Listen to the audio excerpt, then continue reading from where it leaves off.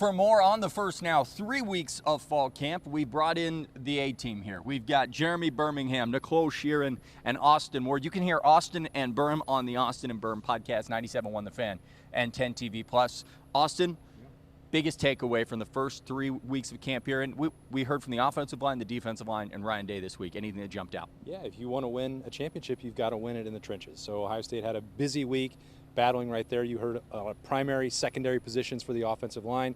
They're trying to narrow down 9, 10, 11 guys who could go out and play and block for Ohio State and find that starting five that they want for Texas. The mission is a little bit different on the defensive line. You know, they're trying to elevate the depth. They're trying to find guys that can supplement that top four. I think we're going to see Caden Curry and Kenyatta Jackson out there at defensive end, and you know what you're going to get probably from Edric Houston and Caden McDonald, but it's that next wave forward. I think that's why, as you talk about getting into the end of 3 weeks and a second scrimmage, both of those position groups to get Ohio State where they want to go and defend the national championship that starts up front, big weekend for them. I called it a bye week next week for Ohio State. This is the final week of fall camp, and then they get a bye before Texas. Nicole, what is the one area that you think they most need to work on? Hearing from the guys, the one area that you think is going to need the most focus to get ready for Texas? I think it's the defensive line. I mean, that's a group that we've talked about all camp. It's even off season. They lost 4 of their starters last year. We all know who they are. They're all in the league now. Larry Johnson came up to me and he said, "We're putting in the work. It's a lot of work to get these guys ready to live up to the hype of last year." I mean, we all know, everybody said the defense is what won them a national title last year. They have a lot of those big shoes to fill, and like you just said, Austin, a lot of those guys have waited their turn for this moment, and I have all the confidence in the world in those guys, but it's not going to happen overnight. And when you go up against a team like Texas, game one, there is no room for error week one. They got to be ready for it. Birm, kind of building off the defensive line, I have been on the C.J. Hicks train. I think we all have for a couple of years now. How much do you think we're actually going to see him in that week one game against Texas? That's kind of one of the million-dollar questions, because Larry Johnson on Thursday talked about the fact that for guys to play for him, they have to be able to play first down, second down, and third down. And C.J. has not played defensive line at Ohio State. He was not playing a lot of off-ball linebacker at Ohio State. Even last year when he got put into the game, it's rush the passer. It's go in there, get the football.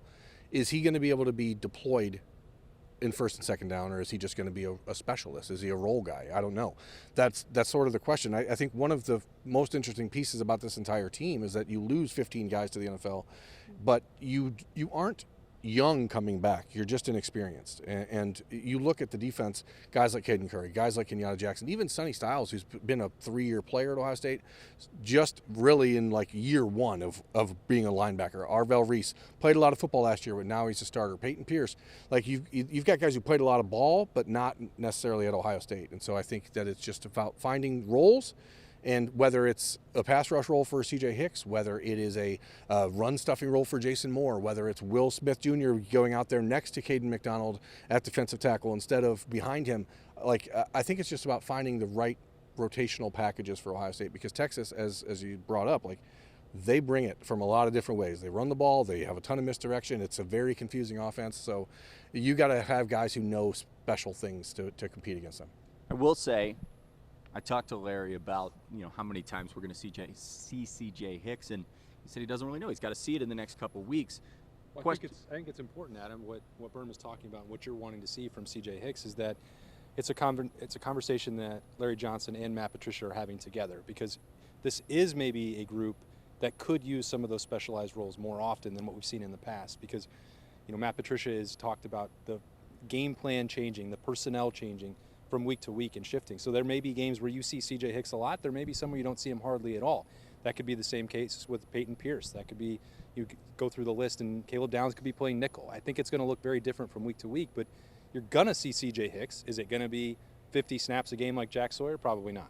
Mm-hmm. I will say the one question that I kind of came out of the linebacker talk with is the difference between Arvell Reese and C.J. Hicks, because there's a lot of talk about bringing Arvell up to the line, and hey, does that throw off an offense? Well, that's kind of CJ's role. That's what he's doing here. Does that jump out to you? Because at that point, where does C.J. Hicks fit in this circle? Yeah, I think it goes back to week and game to game. If you're talking about the middle of October and going on the road, Adam, and playing Illinois and Wisconsin, it's going to be physical games, teams that are primarily going to try and run the football. is that an ideal situation for C.J. Hicks? Is it one where you would use Arvell Reese to rush the passer? Like, probably neither of those things. You might be looking at 3 linebacker groups with Pierce, Reese, and Sonny Styles all out there. So I think we like to get into training camp and see position battles and have a depth chart materialize and say, this is what it's going to look like for Ohio State week after week after week.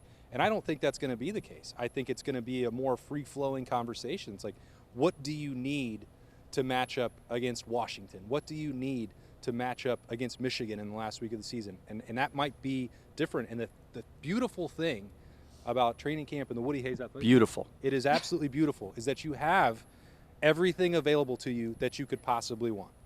Like, Matt Patricia didn't come in here like, well, I needed to use a first-round draft pick on this position. He has everything available to him that he possibly could ask for, and now he gets to piece that together. And I think we have to, at least me, I don't know about you, you have to adjust the mindset. It isn't going to be, this is what the 2 deep looks like coming out of the second scrimmage, and that's what it's going to look like every week. Don't tell me what to do. You do I will whatever you not want. adjust my mindset. Okay. Tell them what to do. I don't care what you do. I'm just saying that's what I'm going to do, okay? All right, sounds good. Nicole, let's go to the other side of the ball. And we'll talk about the offensive line here, because there are a lot of people that are, like, worried about the offensive line. I'm not at all. I'm very confident that the 5 guys that they inevitably put out there, it sounds like it's going to be 6 or 7 that they try to roll this year, will be just fine. I get the vibe from this offensive line that they're in a good spot with Tyler Bowen. Do you agree? I completely agree. One, I think Tyler Bowen, not only is he an incredible recruiter, he knows what he's doing. He's a great guy that they brought in. And I was going to touch on it with the defensive side, but I think it works for the offensive line as well. So many of these guys have waited their turn for their moment. And I love that about this team, because I feel like it brings an extra edge for their production out there. It's like, it's my moment. I'm not going to waste it. I'm going to go out there and prove why I should have maybe had my moment 2 years ago, last year. And that's a great example with, guys like Luke Montgomery, Carson Hinsman. Yes, they did have their moment. Life came at them quickly last year with the injuries that they dealt with. They were thrown into situations. Luke Montgomery got the start. I think it was the Cotton Bowl. Like, he was thrown into the fire. And I asked him, and he said, but that's why I am the way I am now.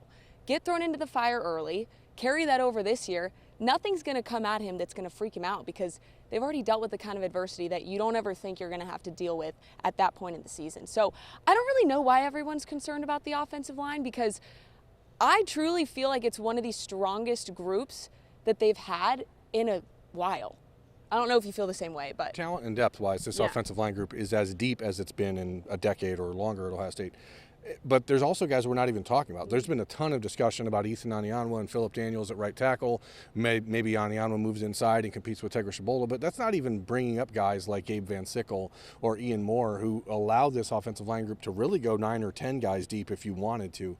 Josh Padilla, a guy that Tyler Bowen regularly praises, but you don't expect him to play because Carson Hinsman's a third-year starter at center. So you've got a lot of guys. And to your point, Luke Montgomery said he was pissed last season that he wasn't playing.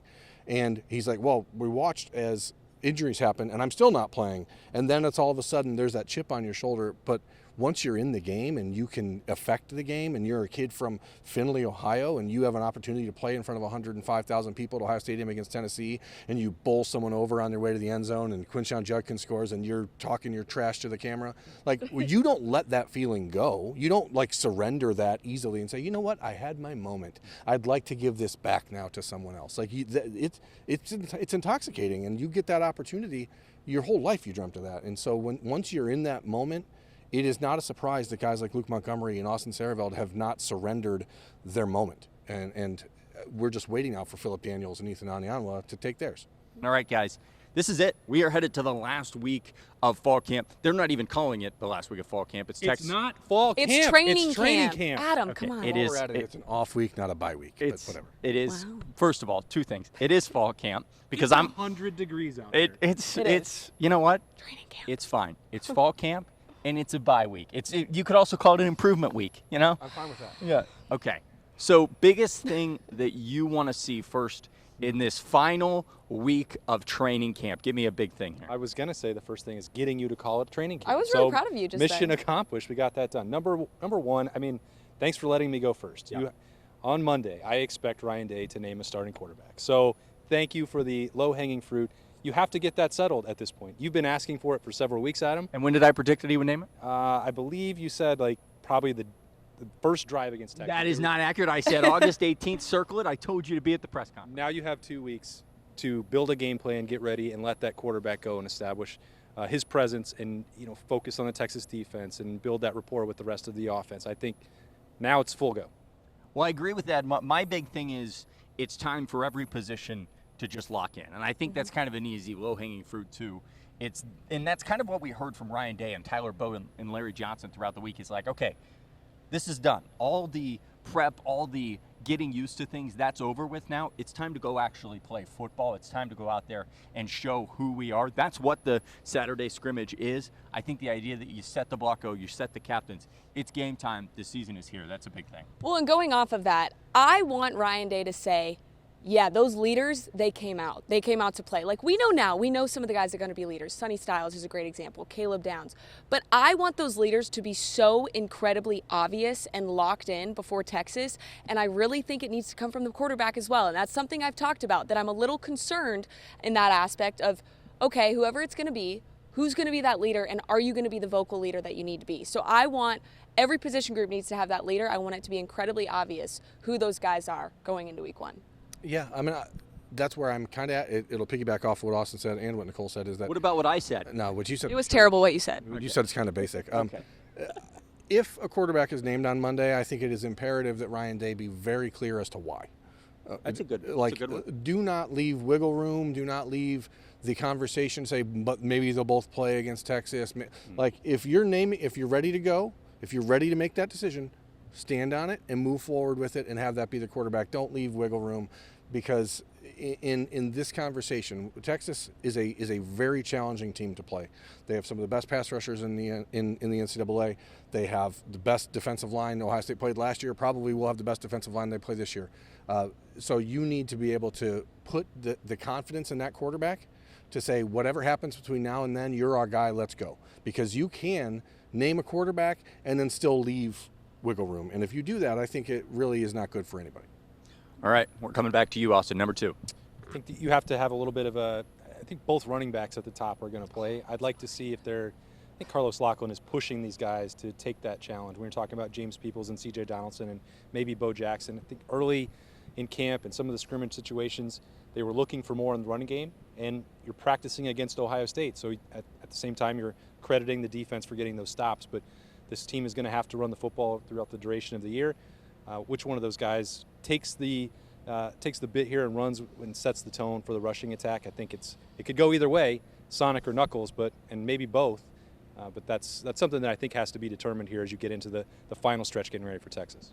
I look at that offensive line, and I don't know how you do it. You talked earlier in the last segment. My number 2 is you've got to get Ethan Onyanwa on the field. I know that there is a lot of talent in that room. Austin Sareveld seems locked in. Luke Montgomery, you don't want to take a guy off the field you said who had the moment last year. Carson Hinton's amazing. And I understand that there's a battle, and we don't get to see it day to day. But I feel like seeing Ethan Onyanwa is a game changer for this team. A guy that at the end of the year, if he develops correctly, could be a first-round pick. Yeah, I like that. Austin, you took mine, but that's okay. Mine was Sonic. She's got to have Knuckles. 2 more. So. But here's the thing. I think more generally, we've talked about this with the receiver room. We talk about Jeremiah Smith all the time. I want guys like Brandon Inniss and Carnell Tate to keep finding their swag. I think they've been doing that throughout camp. I think Brandon Inniss, I've talked about him all training camp. He is going to have his year this year. I know it, but I want him to keep upping that swagger. He's already got it off the field. He has it on the field, but just keep it rolling. Keep it rolling and keep it going throughout the year. You know how you do that? By naming him a captain on Saturday. Boom. So I'm interested to see who those guys are, but because of the roles. We're talking about on-field roles all the time. We are 2 weeks away from the Texas game. Where's Brian Hartline going to be? Where is Matt Patricia going to be? How are they determining who's calling what from where? Like, we have not really gotten into the weeds with Ryan Day about the setup of this coaching staff. And so that's something that I hope we can get some answers from him on Monday. Right. We got a rapid fire here, you know. Yeah, Birm's been concise. I like it. Last one here. Kenyatta Jackson, he just said, I'm hopefully going to be a starter. And he was embracing that humble nature. There can be nothing humble about him against Texas. He needs to be a star. I know it's not Talking Tuesday, but my third thing is going to be more of a question for Ryan Day. I want to know if they're doing finishers this year. I didn't see him in any of the training camps that we did, but last year they did finishers at the end of practice. You had to do every single thing perfect so that everybody else could go home. I want to know if they're doing those again, and if not, let's line them up, because they clearly worked. They helped them win a national title because everything was about, leave no doubt, finish off those games. I want to see those again, and I want to see how much he thinks they truly impacted them last year? I want to see Sonny Styles be named the Blocko. Okay, That's well, what I want to see. And I know the that's lowest hanging obvious. fruit. That fruit's already Okay, on the ground. but listen, it's not necessarily. We talked about it. It's not necessarily a gimme, but I just think he deserves it. I mean, he's an Ohio guy. He's very talented. He's an incredible leader on this team. He deserves it. He's going to have a great year. I think there's nothing more perfect than that.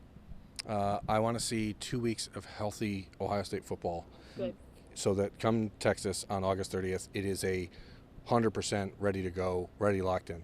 And mine was bland? Yeah. Well, Birm is being very you concise. told me we had to hurry up. Well, you know what, Birm? The fact that you're locked Call in it.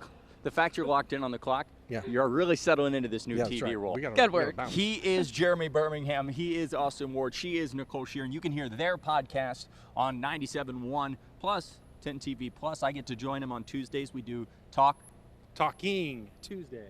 This is so good.